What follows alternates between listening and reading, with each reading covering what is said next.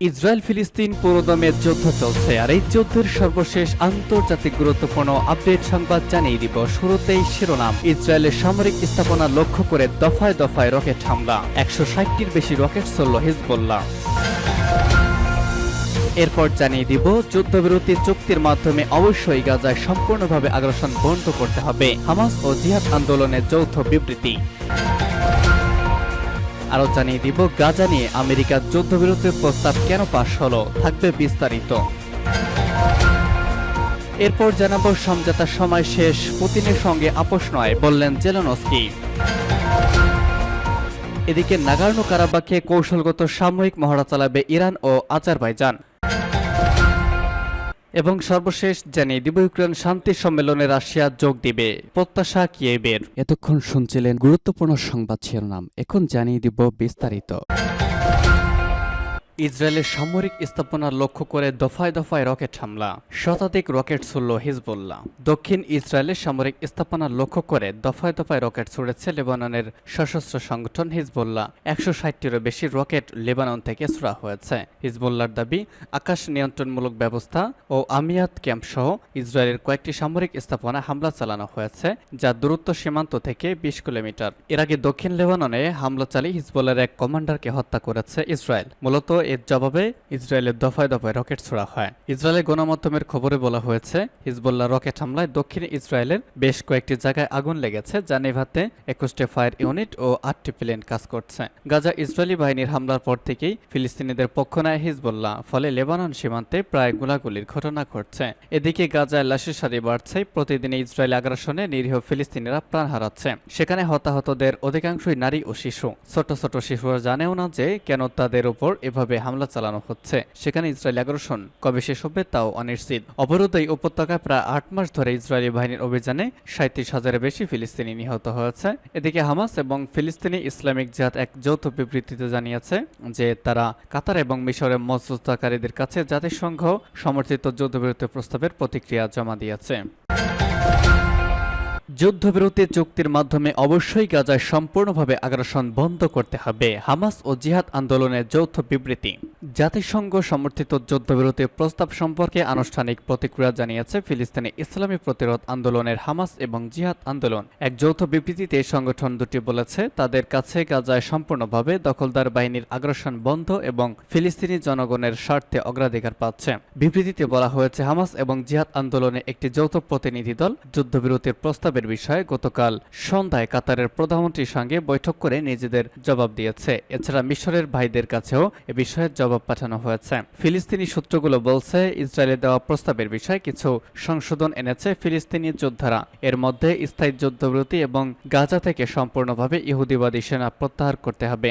যৌথ বিবৃতিতে আরও বলা হয়েছে, হামাস এবং জিহাদ আন্দোলনের প্রতিনিধি দল এমন একটি চুক্তিতে পৌঁছাতে প্রস্তুত রয়েছে, যার মাধ্যমে আমাদের জনগণের বিরুদ্ধে পরিচালিত যুদ্ধের অবসান হয়। এদিকে কাতার এবং মিশর ফিলিস্তিনি যোদ্ধাদের তরফ থেকে জবাব পাওয়ার কথা নিশ্চিত করেছে। দেশ দুটি বলেছে, তারা হামাস ও জিহাদ আন্দোলনের জবাব পর্যালোচনা করবে এবং সংশ্লিষ্ট অন্য পক্ষগুলোর সাথে পরবর্তী পদক্ষেপের বিষয় নিয়ে আলোচনা করবে। এ বিষয়ে আমেরিকার সাথে তাদের আলোচনা অব্যাহত থাকবে বলেও জানিয়েছে মিশর ও কাতার। গাজা নিয়ে আমেরিকার যুদ্ধবিরতির প্রস্তাব কেন পাশ হলো? মার্কিন যুক্তরাষ্ট্র, যেটি এর আগে ইহুদিবাদী শাসক গোষ্ঠীর সমর্থনে অনেক যুদ্ধবিরতির প্রস্তাবে ভেটো ক্ষমতা ব্যবহার করে গাজা ইসরায়েলি সেনাদের বর্বরোচিত হামলা জিয়ে রেখেছিল, সম্প্রতি গাজার যুদ্ধবিরতির জন্য জাতিসংঘের নিরাপত্তা পরিষদে একটি নতুন প্রস্তাব পেশ হয়েছে। নিরাপত্তা পরিষদের 14টি হ্যাঁ ভোটে এদিন অনুমোদন লাভ করে এবং রাশিয়াতে ভোটদানে বিরত ছিল। যুদ্ধ বিধ্বস্ত গাজা উপত্যকায় যুদ্ধবিরতির বিষয়ে যুক্তরাষ্ট্রের মাধ্যমে উত্থাপিত প্রস্তাব সোমবার জাতিসংঘের নিরাপত্তা পরিষদের বৈঠকে কোনো বিরোধিতা বা ভেটো ছাড়াই অনুমোদিত হয়। 7 দফা প্রস্তাবে 3টি পর্যায় সহ ব্যাপক যুদ্ধবিরতি চুক্তি অর্জনের লক্ষ্যে মিশর, কাতার ও যুক্তরাষ্ট্রের অব্যাহত কূটনৈতিক প্রচেষ্টার উপর গুরুত্ব আরোপ করা হয়। এই প্রস্তাবে জোর দেওয়া হয়েছে যে যদি প্রথম পর্যালোচনায় 6 সপ্তাহের বেশি সময় লাগে, তবে যতক্ষণ পর্যন্ত আলোচনা চলছে ততক্ষণ যুদ্ধবিরতি অব্যাহত থাকবে এবং সমস্ত চুক্তি না হওয়া পর্যন্ত আলোচনা চালিয়ে যাওয়ার জন্য মার্কিন যুক্তরাষ্ট্র, মিশর এবং কাতারের প্রস্তুতি অব্যাহত থাকবে। আমেরিকা, যেটি ইহুদিবাদী শাসনের সমর্থনে অনেক প্রস্তাবে ভেটো দিয়েছিল, এই সংকটময় মুহূর্তে এই শাসক গোষ্ঠীর প্রধান সমর্থক হিসাবে পরিচিত দেশটি বিভিন্ন কারণে যুদ্ধবিরতির প্রস্তাব আনতে বাধ্য হয়েছিল। প্রথম কারণ হলো ইহুদিবাদী শাসন আগের চেয়ে অনেক বেশি ভাঙনের সম্মুখীন হচ্ছে। বেনি গ্যান্টস এবং গাডি আইজেনকোট যুদ্ধ বিষয়ক মন্ত্রিসভা থেকে পদত্যাগ করেছেন। হেলি ট্রোপার গ্যান্টজের ঘনিষ্ঠ ব্যক্তিদের একজন হিসাবে আনুষ্ঠানিকভাবে নেতানিয়াহুর জোট মন্ত্রিসভা থেকে পদত্যাগের ঘোষণা দিয়েছেন। তাই অধিকৃত অঞ্চলে রাজনৈতিক ও সামরিক ভাঙন এখন সর্বোচ্চ পর্যায়ে পৌঁছেছে। গাজায় যুদ্ধবিরতির জন্য একটি প্রস্তাব পাশ করা হলে অধিকৃত অঞ্চলে এই ভাঙন ঢেকে রাখার একটি সুযোগ হতে পারে। সমঝোতার সময় শেষ, পুতিনের সঙ্গে আপোষ নয়, বললেন জেলেনস্কি। ইউক্রেনের প্রেসিডেন্ট ভলোদিমির জেলেনস্কি বলেছেন, যুদ্ধের সমাপ্তি শর্তে রাশিয়ার প্রেসিডেন্ট ভ্লাদিমির পুতিনের সঙ্গে কোনো আপোষ করা হবে না। সমঝোতার সময় শেষ, খবর আনাদোলু এজেন্সির। গতকাল জার্মান পার্লামেন্টে ভাষণে জেলেনস্কি এসব কথা বলেন। জেলেনস্কি বলেন, 2022 সালে ফেব্রুয়ারিতে শুরু হওয়া যুদ্ধের সমাপ্তি হবে এমন কোনো শর্তে রাশিয়ার প্রেসিডেন্ট ভ্লাদিমির পুতিনের সঙ্গে আপোষ করা হবে না। তিনি বলেছেন, পুতিন চুক্তির পরিবর্তে হত্যা করা যখন বেছে নিয়েছেন তখন এই সমঝোতার সময় শেষ হয়েছে। আমরা আমাদের শর্তে এই যুদ্ধের অবসান ঘটাবো। জেলেনস্কি ইউরোপীয় ইউনিয়নের পূর্ণ সদস্য হওয়ার বিষয়ে কিয়েভের আগ্রহের পুনরাবৃত্তি করেন জার্মান পার্লামেন্টের বিশেষ অধিবেশনে। ইউক্রেন 2022 সালে ফেব্রুয়ারিতে ইউরোপীয় ইউনিয়নের সদস্যপদ পেতে আবেদন করেছিল। সে সময় প্রার্থী হওয়ার মর্যাদাও দেওয়া হয়েছিল। সদস্যপদ নিয়ে গত বছরের ডিসেম্বরে ইউরোপীয় ইউনিয়ন নেতারা সবুজ সংকেত দিয়েছেন জেলেনস্কিকে। উল্লেখ্য, জেলেনস্কি জার্মানিতে দুদিনের ইউক্রেন পুনরুদ্ধার সম্মেলনে যোগ দিয়েছেন, যেখানে 60টিরও বেশি দেশের নেতারা এবং শীর্ষ কূটনীতিকরা রয়েছেন। যেখানে জেলেনস্কি যুদ্ধ বিধ্বস্ত দেশের অর্থনৈতিক স্থিতিশীলতা পুনরুদ্ধার এবং ইউরোপীয় ইউনিয়নতে যোগ দেওয়ার এবং সংস্কারের জন্য আন্তর্জাতিক সমর্থন জোগাড় করার দিকে জোর দিচ্ছেন। যুদ্ধ সমাপ্তির শর্তে রাশিয়ার প্রেসিডেন্ট ভ্লাদিমির পুতিনের সঙ্গে কোনো আপোষ করা হবে না বলে মন্তব্য করেছেন ইউক্রেনের প্রেসিডেন্ট ভলোদিমির জেলেনস্কি।